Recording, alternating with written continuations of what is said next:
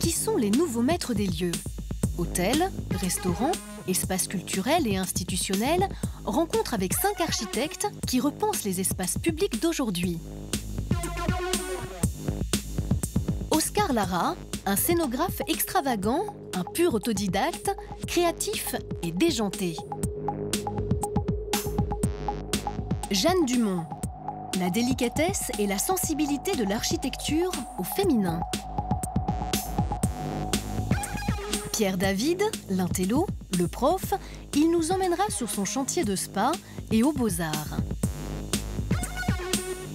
Patrick Join, l'alliance de l'architecture et du design haut de gamme, très French Touch, rencontre au sommet. Et pour commencer, visite chez un designer atypique, 100% conceptuel.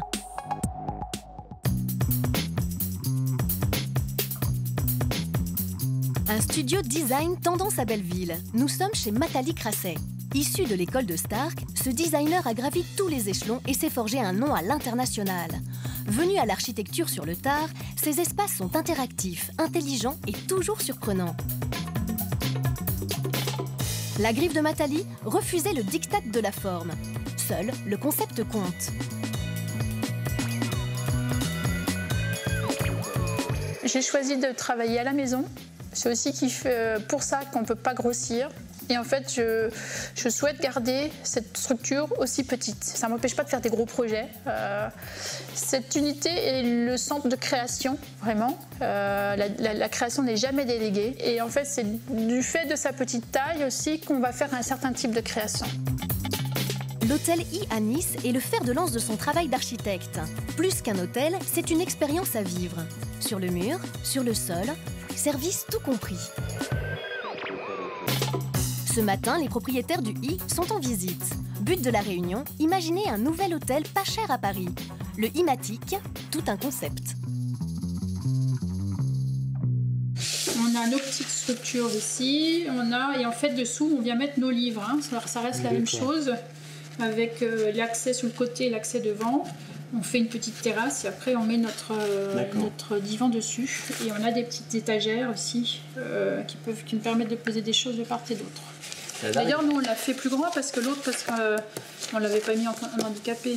Et ici, on a la table avec les voilà. Donc là, je mets un petit origami. C'est un peu magique. C'est vrai que les gens sentent au travers des volumes, de l'espace, de l'harmonie, des couleurs, ils arrivent tout de suite à ressentir que le designer et les propriétaires du lieu ont pensé déjà aux personnes, aux visiteurs, plutôt que d'abord de penser à eux. Et voilà, c'est une générosité dans le design, dans les générosités dans les espaces qui fait que voilà, on va réfléchir à tous les petits détails. Faire un projet de design, c'est englober un certain nombre de domaines en même temps, et ça demande un vrai travail de réflexion. Et je pense que ce qui est intéressant aujourd'hui, c'est qu'on s'aperçoit, peut-être en temps de crise aussi, que c'est ce qui fait la différence entre un projet et un autre, c'est-à-dire quelle pensée on a mis dedans, mais plutôt se dire est-ce qu'il y a des alternatives, est-ce qu'on ne peut pas prendre d'autres angles de vue. Et mon travail aujourd'hui, si je veux le synthétiser, ça serait plutôt ça, c'est trouver des nouvelles logiques. Matali Crasset n'est pas un designer ultra luxe. Elle est engagée jusqu'au bout des ongles et s'adapte à tous les budgets. Nous voici maintenant à la Ménagerie de Verre, un espace dédié à la danse depuis les années 80. Le lieu a gardé ses murs blancs. Clientes et designers se sont mis d'accord, on ne touchera pas à la structure. La patronne a conservé le numéro de Matali durant 6 ans avant d'envisager de la contacter.